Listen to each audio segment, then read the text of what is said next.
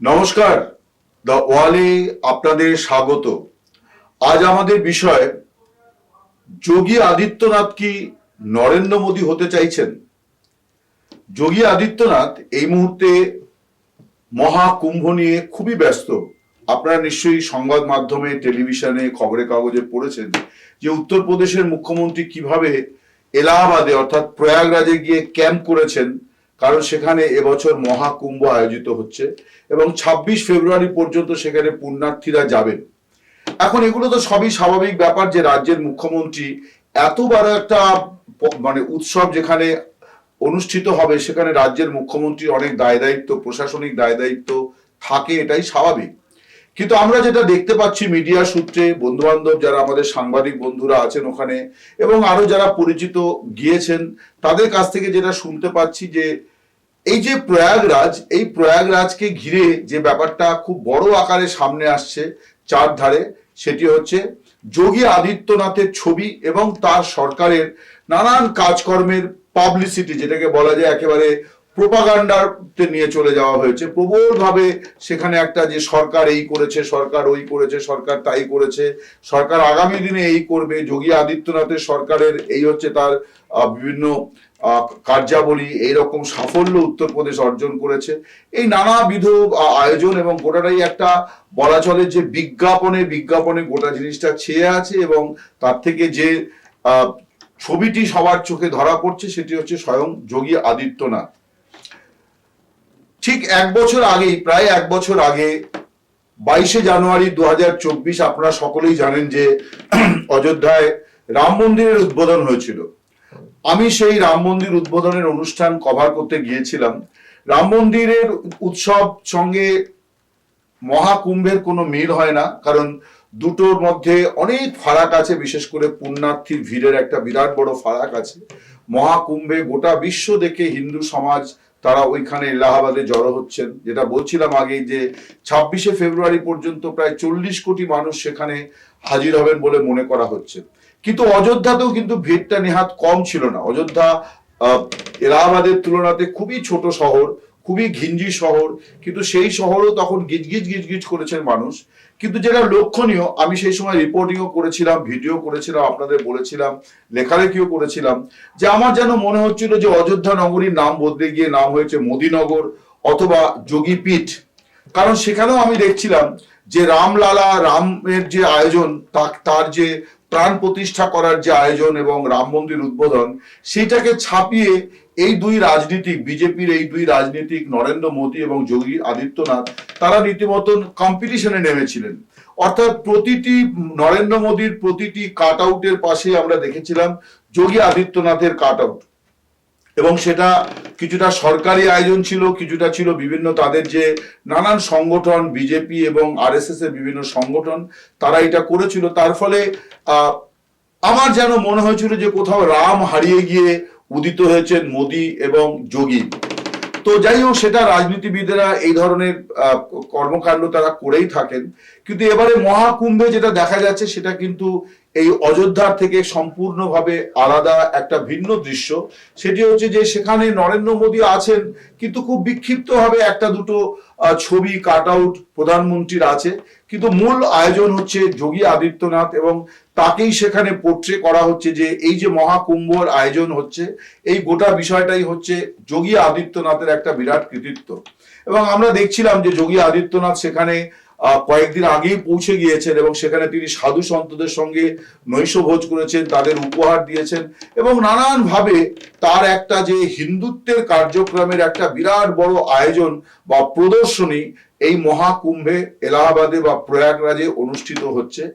এখন প্রশ্ন হচ্ছে যে যোগী আদিত্যনাথ তিনি কি নরেন্দ্র মোদী হয়ে ওঠার চেষ্টা করছেন? এই প্রশ্নটা খুব প্রাসঙ্গিক এই জন্যে যে নরেন্দ্র মোদী তিনি বিজেপিকে অনেক কিছু দিয়েছেন, এ নিয়ে কোনো সন্দেহ নেই। যে 2014 তিনি দলকে ক্ষমতায় ফিরিয়েছেন, 2019 জিতেছেন ড্যাং ড্যাং করে, আবার 2024 নয় নয় করেও একেবারে খুব খারাপ অবস্থার মধ্যে গিয়েও শেষ পর্যন্ত তিনি দলকে ক্ষমতায় টিকিয়ে রাখতে পেরেছেন, নিজের প্রধানমন্ত্রিত্ব টিকিয়ে রেখেছেন। এগুলো সবই ঠিক, কিন্তু আবার এটাও ঠিক যে বিজেপি যেভাবে নরেন্দ্র মোদী নির্ভর পার্টি হয়ে উঠছিল, অর্থাৎ মোদি ছাড়া দলের আর কিছু নেই, মোদি ভরসা, এই ব্যাপারটি কিন্তু একটি দলের জন্য মোটেই খুব স্বাস্থ্যকর লক্ষণ নয়। আমরা এটা নিয়েও একাধিক ভিডিও করেছি, লেখালেখি করেছি যে বিজেপির একটা বড় সমস্যা হচ্ছে মোদি নির্ভরতা। মোদি প্রধানমন্ত্রী সম্প্রতি একটি সাক্ষাৎকারে বলেছেন যে আমিও তো রক্ত মাংসের মানুষ। এই কথাটির অনেক অর্থেই কিন্তু কথাটি সত্যি, যে প্রধানমন্ত্রীর জনপ্রিয়তাও একটা সময় কমে যাবে, তার শারীরিক সক্ষমতা একটা সময় কমে যাবে, তিনি এখনই 74 বছর বয়স তার। তো এগুলি সবই কিন্তু খুব স্বাভাবিক যে তিনি দীর্ঘদিন ধরে দলকে বা দেশকে সেবা করতে পারবেন না, ফলে তার বিকল্প কে হবেন এই আলোচনাটা নিশ্চয়ই বিজেপি এবং আরএসএস এর মধ্যে আছে। এটা নিয়ে এমন নয় যে কে মোদীকে রিপ্লেস করবেন আগামী দিনে প্রয়োজনে, অর্থাৎ কে বিজেপির ফেস হবেন নরেন্দ্র মোদীর জায়গায়, এই ব্যাপারে দলের যে কোনো ভাবনা চিন্তা নেই এমনটা নয়। আমরা জানি না, সেটা আলাদা কথা, কিন্তু একটা আছে, এটা আমরা বুঝতে পারি। যোগী আদিত্যনাথ যে বিষয়টি করছেন তাতে যেন মনে হচ্ছে যে তিনি নিজেকে একজন এই ব্যাপারে কন্টেন্ডার বা একজন প্রার্থী হিসেবে তুলে ধরতে চাইছেন, অর্থাৎ তিনি হতে চাইছেন পরবর্তী নরেন্দ্র মোদী। কথাটা আমি কেন বলছি তার অনেক কারণ আছে। অনেকে মনে করেন যে অমিত শাহ আছেন, যিনি গুজরাটেরই নেতা এবং মোদীর অত্যন্ত ট্রাস্টেড লিডার। এখন বিজেপির মতো দলে এইভাবে কিন্তু বলে দেওয়া সম্ভব নয় যে নরেন্দ্র মোদীর পরে এই মুহূর্তে, যেহেতু অমিত শাহ ক্যাবিনেটে খুব শক্তিশালী নেতা, তিনি বিজেপির সভাপতি ছিলেন এবং খুব গুরুত্বপূর্ণ সময় সভাপতি ছিলেন, ফলে তিনি হবেন মোদীর পরবর্তী উত্তরসূরি। আগামী দিনে তিনি হয়তো বিজেপির প্রধানমন্ত্রী প্রার্থী হবেন, এরকম অনেক নাম আলোচনায় আছে। একটা সময় নীতিন গডকারির নামও কিন্তু আলোচনায় এসেছিল, কিন্তু তারপরে তার নাম আলোচনা থেকে সরে গিয়েছে। সুষমা স্বরাজ যদি বেঁচে থাকতেন নিশ্চয়ই তার নামও আলোচনায় থাকতো, কিন্তু দুর্ভাগ্যবশত তিনি বেঁচে নেই। এখন আরো কাউকে বিজেপি তৈরি করছে কিনা, আরএসএস তৈরি করছে কিনা আমরা জানি না। এই ধরনের দল, রেজিমেন্টেড দল এবং আরএসএস এর মতো রেজিমেন্টেড অর্গানাইজেশনের অনেক কিছুই কিন্তু দৃশ্যত বোঝা যায় না। কিন্তু যেটা আলোচনা মহাকুম্ভ থেকে শুরু হয়েছে যে যোগী আদিত্যনাথ তিনি যেভাবে এর 1 বছর আগে নরেন্দ্র মোদীর সঙ্গে একটা লড়াই করেছেন অযোধ্যার ময়দানে, যদিও গোটা বিশ্ব অযোধ্যা রাম মন্দির প্রতিষ্ঠা এবং রামের প্রাণ প্রতিষ্ঠাকে তার মধ্য দিয়ে মোদীর প্রতিষ্ঠাই আমরা দেখেছি, সেইভাবে যোগীর প্রতিষ্ঠা তখন হয়নি। কিন্তু মহাকুম্ভটাতে কিন্তু যোগী একেবারে পুরোপুরি নিজের নিয়ন্ত্রণে রেখেছেন এবং তারই একটা বড় প্রচার এবং তাকে হিন্দুত্বের একজন রক্ষক হিসেবে তুলে ধরার নানাবিধ আয়োজন সেখানে হয়েছে। আরো কতগুলো জিনিস কিন্তু লক্ষণীয়, যে যোগী খানিকটা বিজেপির এই মুহূর্তে শীর্ষ নেতৃত্ব এবং আরএসএস নেতৃত্ব যে কথা বলার চেষ্টা করছে তার থেকে যোগীর কথা কিন্তু খানিকটা ভিন্ন। আপনারা নিশ্চয়ই জানেন যে এই যে মসজিদের নিচে মন্দির খোঁজার যে অভিযান ভারতবর্ষ জুড়ে শুরু করেছেন হিন্দুত্ববাদীদের একাংশ, এইটা নিয়ে মোহন ভাগবত কিছুদিন আগে খানিকটা বিরক্তির সুরেই বলেছেন যে এটা করা ঠিক হচ্ছে না, এটা করা ঠিক হচ্ছে না, এটা বন্ধ হওয়া উচিত। এবং দেখা গেল যে এই ব্যাপারে একমাত্র বিজেপির মধ্য থেকে যিনি এটাকে প্রতিবাদ করলেন তার নাম কিন্তু যোগী আদিত্যনাথ। যোগী আদিত্যনাথ ঠিক পরদিনই বললেন যে মানুষের দীর্ঘদিনের যে আকাঙ্ক্ষা, প্রত্যাশা এবং অতীতে যে অনাচার অবিচার হয়েছে তার থেকে ন্যায় দাবি করাটা মানুষের একটা মৌলিক অধিকারের মধ্যে পড়ে। অর্থাৎ তিনি বলতে চাইছেন যে অতীতে যে অপরাধগুলি হয়েছিল বলে বলা হচ্ছে, অর্থাৎ মন্দির ভেঙে মসজিদ হয়েছিল, এখন সেগুলো সুরাহা করা দরকার। অর্থাৎ তিনি হিন্দুত্ববাদীদের মনে একটা মলম দেওয়ার চেষ্টা করেছেন। অন্যদিকে আমরা দেখেছি যে মহারাষ্ট্রের ভোটের সময় তো নরেন্দ্র মোদী তিনি এখন খানিকটা সফট হিন্দুত্বের লাইন নিয়ে তিনি এগোচ্ছেন, তার সঙ্গে যোগীর অনেকটা ফারাক আছে। ফলে এখন বিজেপির মধ্যে যে শীর্ষ নেতৃত্ব, অন্যদিকে মোহন ভাগবত তিনিও যে কথাগুলি বলছেন তার সঙ্গে যোগীর মিলছে না। একথা ঠিক যে এবছর অর্থাৎ 2025 সেপ্টেম্বরে আরএসএস এর শতবর্ষ হবে। স্বভাবতই আরএসএস নেতৃত্ব চাইছেন যে আরএসএস যে একটা জাতীয় ঐক্য প্রতিষ্ঠা করেছে এবং জাতীয় সাংস্কৃতিক জাতীয়তাবাদ তারা প্রতিষ্ঠা করেছে ভারতবর্ষে, এইটা তারা ক্লেম করতে চাইছে। সেই কারণে তারাও খুব একটা বিবাদের কথা এই মুহূর্তে অন্তত বলছেন না। অন্যদিকে যোগী আদিত্যনাথ দেখা যাচ্ছে তিনি কিন্তু আগের চেহারাতেই আছেন, অর্থাৎ আগের রূপেই আছেন, তার কথাবার্তার মধ্যে কোনো পরিবর্তন নেই। এবং এই মহাকুম্ভ যেটা একটা এত বড় হিন্দুদের উৎসব, পবিত্র উৎসব, সেই উৎসবের দিনেও কিন্তু তার মধ্যে বিভাজনের কথা আছে। তিনি মুসলমানরা এই উৎসবে যোগ দেবেন কি দেবেন না এই নিয়েও নানান ধরনের কথাবার্তা বলেছেন তিনি। ওয়াকফ বোর্ডকে বলেছেন মাফিয়া বোর্ড।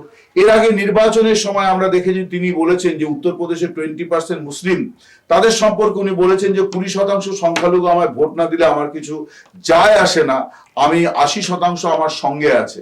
এখন যোগী আদিত্যনাথ একমাত্র মুখ্যমন্ত্রী গত 35 বছরে যিনি মানে উত্তরপ্রদেশের টানা দ্বিতীয়বার ক্ষমতায় এসেছেন, ফলে তার যে একটা ভোটার বেস আছে, উত্তরপ্রদেশ হিন্দুত্বের গর্ভগৃহ, এবং আমরা সবাই জানি যে উত্তরপ্রদেশের ফল ভালো হলে পরে সেই দল দিল্লিতে ক্ষমতায় আসে, উত্তরপ্রদেশে ফল খারাপ হলে সেই দলের দিল্লি যাত্রা কঠিন হয়ে পড়ে। এবছরই তো আমরা 2024-এ দেখলাম যে বিজেপি 1965টা আসন পেয়েছিল উত্তরপ্রদেশে, সেইটা কমে এবার 32 হয়েছে, যার ফলে বিজেপিকে এখন কার্যত একটা জোট নির্ভর সরকার চালাতে হচ্ছে নরেন্দ্র মোদীকে, যেটা তাকে 2019-এ চালাতে হয়নি। যে কথা বলছিলাম যে যোগী কিন্তু যোগীতেই আছেন, অর্থাৎ তিনি সমান তালে যেমন তিনি হিন্দুত্বের মানে উপাসনা করে যাচ্ছেন, হিন্দুত্বের জাগরণের কথা বলছেন, একই সঙ্গে বিচ্ছিন্নতার কথাও কিন্তু তিনি বলে যাচ্ছেন। তিনি সংখ্যালঘুদের সম্পর্কে তার আক্রমণাত্মক বক্তব্য কিন্তু আমরা সমান্তরাল ভাবে শুনতে পাচ্ছি। স্বভাবতই এই প্রশ্নটা এখন রাজনৈতিক পরিমণ্ডলে বিরাট করে আলোচিত হচ্ছে যে তাহলে নরেন্দ্র মোদীর বিকল্প কি যোগী আদিত্যনাথ? বিজেপির এ ব্যাপারে কি সিদ্ধান্ত আছে আমি আগেই বলছিলাম যে আমরা জানি না। আরএসএস এর কি সিদ্ধান্ত আছে আমরা জানি না। কিন্তু যোগী যেভাবে অগ্রসর হচ্ছেন তাতে মনে হচ্ছে যে তিনি অন্তত নিজেকে এই জায়গায় প্রতিষ্ঠা করতে চাইছেন যে আমি একজন উপযুক্ত দাবিদার, এইটা অন্তত তিনি প্রতিষ্ঠা করে দিতে চাইছেন, বা তার সর্বাত্মক চেষ্টা তিনি শুরু করেছেন যোগী আদিত্যনাথ। এবং একথাও ঠিক যে নরেন্দ্র মোদী এখন তিনি সফট হিন্দুত্বের লাইন নিয়েছেন, একথা ঠিক যে তিনি আর আগের মতো উগ্রতা তার ভাষণে শোনা যাচ্ছে না।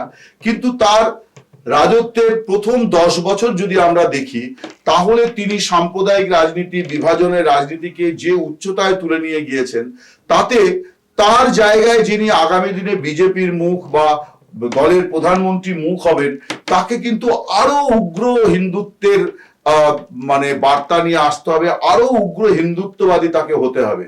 মানে মোদী যেখানে থামবেন সেখান থেকে হিন্দুত্বকে আরো চড়া সুরে আগামী দিনে টেনে নিয়ে যাওয়া, এইটা হবে কিন্তু যিনি মোদীর বিকল্প হতে চাইবেন, অর্থাৎ মোদীর জায়গায় যাকে দল বেছে নেবে তার কিন্তু এইটাই হবে হচ্ছে ভাবমূর্তি হতে হবে।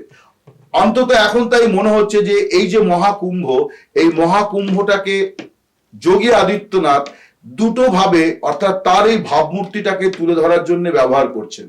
আমরা যদি নরেন্দ্র মোদীর রাজনীতিটা দেখি তার মধ্যে দুটো জিনিস আছে, একটা যেমন তার যে ধর্মীয় রাজনীতি অর্থাৎ হিন্দুত্ব, আরেকটা হচ্ছে তার সঙ্গে হচ্ছে বিকাশ।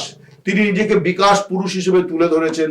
এ কথাও ঠিক যে তার সময় বেশ কিছু পরিকাঠামোগত উন্নয়ন ভারতবর্ষে হয়েছে, যেটার আবার সূচনা বা ভাবনা বা শিলান্যাস করেছিলেন সদ্য প্রয়াত মনমোহন সিং। ফলে মনমোহন সিং এর কর্মসূচির ধারাবাহিকতা নরেন্দ্র মোদী বজায় রেখেছেন, এটাও একই সঙ্গে সত্যি। কিন্তু নরেন্দ্র মোদী কিছু বড় পরিকাঠামোর কাজ তার এই 10-12 বছরের জমানাতে কিন্তু তিনি করেছেন, এটা নিয়ে কোনো সন্দেহ নেই। যোগী আদিত্যনাথ তিনিও দেখা যাচ্ছে উত্তরপ্রদেশে নিজেকে বিকাশ পুরুষ হিসেবে একদিকে যেমন হিন্দুত্বের মানে রক্ষাকর্তা হিসেবে নিজেকে তুলে ধরছেন, তেমনি একই সঙ্গে বিকাশ পুরুষ হিসেবে নিজেকে তুলে ধরছেন। উত্তরপ্রদেশে অনেকগুলি এক্সপ্রেস ওয়ে তৈরি করার চেষ্টা হচ্ছে, অনেকগুলি তৈরিও হয়ে গিয়েছে, যেগুলো উত্তরপ্রদেশের শিল্পায়ন, বাণিজ্য এই সমস্ত কিছুকে অনেকটা দূর এগিয়ে দেবে বলে অন্তত যোগী সরকার প্রত্যাশা করে, তারা নানান সময় দাবিও করেছেন। এই যে এলাহাবাদের প্রয়াগরাজের যে বড় আয়োজনটি হচ্ছে, এটাকেও কিন্তু যোগী সরকার তাদের একটা মানে যোগী তাকে নিজেকে বিকাশ পুরুষ হিসেবে তুলে ধরার জন্য চেষ্টা করছেন। তার সরকারের উন্নয়ন কর্মসূচির সঙ্গে এই ধর্মীয় উৎসবটাকে তিনি জড়িয়েছেন, যে কারণে 16,000 কোটি টাকা উত্তরপ্রদেশ সরকার খরচ করছে এই যে উৎসব তার আয়োজন করার জন্য। এবং তারা একটা হিসেব করে দেখাচ্ছেন যে উৎসবটা যদি ঠিক মতন হয়, অর্থাৎ প্রায় 40 কোটি লোক যদি দফায় দফায় প্রয়াগরাজে আসে 26 ফেব্রুয়ারি পর্যন্ত, তাহলে উত্তরপ্রদেশ সরকারের ভান্ডারে প্রায় 4 লক্ষ কোটি টাকা জমা হবে, অর্থাৎ সরকার একটা বিপুল অর্থ রোজগার করবে, রাজস্ব আদায় করবে এবং বিপুল পরিমাণে ব্যবসা বাণিজ্য হবে। ফলে মোদী যেভাবে নিজেকে একই সঙ্গে হিন্দুত্বের রক্ষাকর্তা, একই সঙ্গে হিন্দুত্বের ধারক বাহক রক্ষাকর্তা হিসেবে তুলে ধরেছেন এবং নিজেকে বিকাশ পুরুষ হিসেবে প্রতিষ্ঠা করার চেষ্টা করেছেন, যোগী আদিত্যনাথও একেবারে একইভাবে এগোচ্ছেন, অর্থাৎ তিনিও হিন্দুত্ব এবং উন্নয়ন এই প্যাকেজ নিয়েছেন। শুধু ফারাক হচ্ছে দুজনের পোশাকে। যোগী আদিত্যনাথ একেবারেই একজন মহন্ত, তিনি গেরুয়াধারী মহন্ত। তিনি মুখ্যমন্ত্রী হওয়ার আগে একটি মন্দিরের প্রধান পুরোহিত ছিলেন। তার রাজনীতির ধারার মধ্যেও অনেক রকম আলাদা বিষয় আছে।